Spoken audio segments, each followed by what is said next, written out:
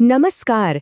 આજના આ ખાસ વિશ્લેષણમાં આપણે વાત કરીશું એક એવી ગ્રામીણ ગુજરાતી કોમેડીની જેણે સૌના દિલ જીતી લીધા છે. અહીં સામાજિક નિયમો અને અપેક્ષાઓનો જે ભંગ થાય છે અને તેમાંથી જે જબરદસ્ત શારીરિક કોમેડી ઊભી થાય છે ને, તે જોવાની ખરેખર મજા પડી જાય છે. તો ચાલો સીધી જ શરૂઆત કરીએ અને આખી વાર્તાના મૂળ સુધી જઈએ. આજની આપણી આ ચર્ચામાં આપણે મુખ્યત્વે આટલી બાબતો પર નજર કરીશું. પહેલું છે ગામડાની સંસ્કૃતિ અને દબાણ, પછી જોઈશું સમાધાનની કળા, ત્યારબાદ વડીલો અને બહારના લોકો વચ્ચેનો ટકરાવ, આપણી તળપદી રમૂજ અને છેલ્લે પેલો નશામાં ધૂત ઉત્પ્રેરક. તો સૌથી પહેલા વાત કરીએ આપણા પહેલા વિભાગની, ગામડાની સંસ્કૃતિ અને દબાણ. વિચારો કે 45 ડિગ્રીની કાળઝાળ ગરમી પડી રહી છે. આ અસહ્ય ગરમીમાં મગજ તો છટકે જ ને.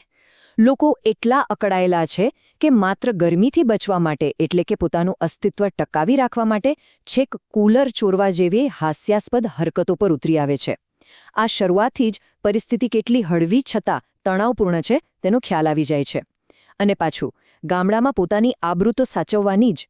આ આબરૂ જાળવવાનું જે સતત દબાણ છે ને, તે આખી વાર્તામાં એક જોરદાર માહોલ ઊભો કરે છે.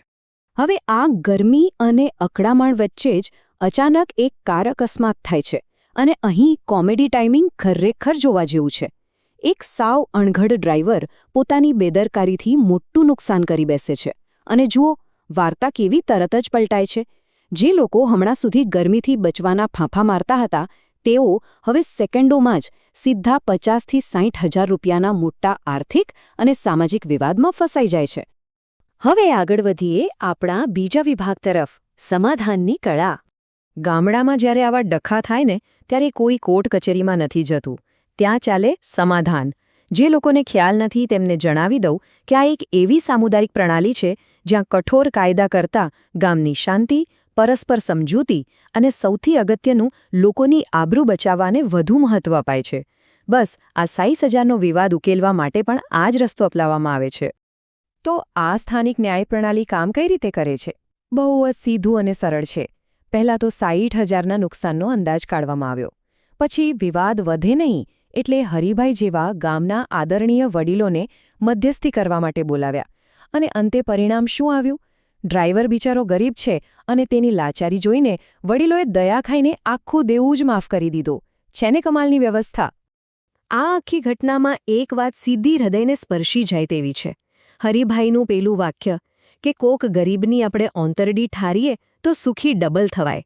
ખરેખર આ વાક્ય ગામડાના વડીલોની સહાનુભૂતિ અને કર્મના સિદ્ધાંતને છતું કરે છે. એક એવો વિવાદ જે મારામારી સુધી જઈ શકતો હતો, તેને આ મૂલ્યોએ કેટલી શાંતિ અને હૂંફથી ઉકેલી નાખ્યો, તે સમજવા જેવું છે. પણ વાર્તા અહીં પૂરી નથી થતી. હવે આવે છે આપણો ત્રીજો વિભાગ, વડીલો વિરુદ્ધ અસ્થિર બહારના લોકો. હવે અહીં ખરો ખેલ શરૂ થાય છે.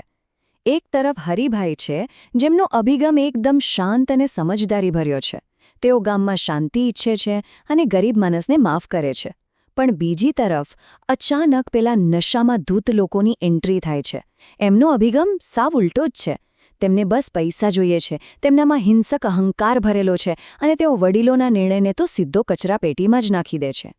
આખી વાર્તાનો આ જ તો ટર્નિંગ પોઈન્ટ છે. ગામની શાંતિ અને આ ઘવાયેલા અહંકાર વચ્ચેની જે સીધી અથડામણ છે ને, તે એક જબરદસ્ત રમૂજી પરિસ્થિતિ ઊભી કરે છે. આપણે અત્યાર સુધી જે શાંતિ જોઈ હતી, તેનો હવે કચ્ચરઘાણ નીકળવાનો છે. અને એ માટે આ વિરોધાભાસ આપણને માનસિક રીતે એકદમ તૈયાર કરી દે છે. તો ચાલો હવે વાત કરીએ આપણા ચોથા વિભાગની, પ્રાદેશિક રૂઢિપ્રયોગો અને રમૂજ. ગુજરાતી ભાષાની મજા જ કંઈક અલગ છે. બોલચાલમાં વપરાતો આ રૂઢિપ્રયોગ જુઓ, પથારી છરી જાહે. જ્યારે બધું જ બરબાદ થઈ જવાની અણી પર હોય ત્યારે આ વાક્ય વપરાય છે. હવે આ વિવાદમાં જ્યારે એકદમ ધમકીના સૂર સાથે આ ડાયલોગ બોલાય છે ને, ત્યારે તે ડરાવણું લાગવાને બદલે એટલું તો રમૂજી લાગે છે કે આપણને પેટ પકડીને હસવું જ આવી જાય. અને સૌથી મોટી નોંધવા જેવી બાબત એ છે કે આવા તળપદા શબ્દો અને રૂપકો ખરેખર હિંસાની ધમકીને કુશળતાથી ઢાંકી દે છે. અહીં પાત્રોનું કોમેડી ટાઈમિંગ જ એટલું લાજવાબ છે કે સંવાદોની સામસામી ફેકાફેકમાં જે આક્રમકતા છે તે જરાય ભયાનક નથી લાગતી. ઉલટાનું એ બધું સાવ હાસ્યાસ્પદ બની જાય છે અને સીનનો રમૂજી માહોલ જળવાઈ રહે છે. અને વળી આ બીજો ડાયલોગ સાંભળો, કરમ ફૂટેલા હતા. વાર્તાના પાત્રો જ્યારે પોતાની જ ભૂલ કે મૂર્ખામીથી કોઈ અકસ્માત કરે છે ત્યારે સીધો ભાગ્યનો કે ખરાબ ગ્રહદશાનો વાંક કાઢી લે છે. પોતાની બેદરકારી છુપાવવા માટે બિચારા નસીબને દોષ આપવાની આ રીત કોમેડીને ખરેખર એક અલગ જ સ્તર પર લઈ જાય છે. અને હવે આવે છે આપણો છેલ્લો અને પાંચમો વિભાગ, નશામાં ધૂત ઉત્પ્રેરક. જુઓ, અહીં પરિસ્થિતિ કેવી સેકન્ડોમાં પલટાય છે. હજુ તો થોડી જ મિનિટો પહેલાં વડીલોએ માંડ શાંતિપૂર્ણ સમાધાન કરાવ્યું હતું, પણ ત્યાં જ પેલા નશામાં ધૂત પાત્રોની મોડેથી એન્ટ્રી થાય છે. તેમને તો સમાધાનની કશી જ ખબર નથી.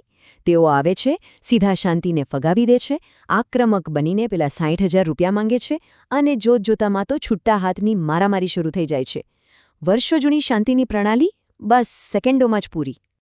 આ આખી ઘટનાની સૌથી મોટી વક્રોક્તિ તો એ જ છે કે જે પ્રણાલી હિંસા રોકવા માટે બનાવાઈ હતી, માત્ર યોગ્ય સંવાદના અભાવે તે જ પ્રણાલી મારામારીનું કારણ બની જાય છે. જરા વિચારો કેવું રમૂજી દ્રશ્ય છે.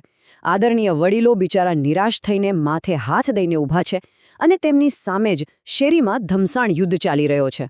અને એ પણ માત્ર એટલા માટે કારણ કે પેલા અસ્થિર પાત્રોને સાચી માહિતી મળી ન હતી. આખી શારીરિક કોમેડીનો આ બેસ્ટ સીન છે. આ રસપ્રદ સમજૂતીના અંતે આપણા સૌના મનમાં એક વિચાર ચોક્કસ આવે. જ્યારે આધુનિક જીવનના દબાણો વધે, વ્યક્તિગત અહંકાર ઘવાય અને આવા અસ્થિર લોકો મેદાનમાં આવે, ત્યારે શું આપણી જૂની અને પરંપરાગત સમાધાન સિસ્ટમ ખરેખર ટકી શકે ખરી?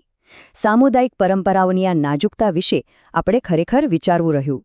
આશા છે કે આ ચર્ચાથી તમને આ અદ્ભુત કોમેડી પાછળ રહેલા સાંસ્કૃતિક પાસાઓને વધુ સારી રીતે સમજવામાં મજા આવી હશે.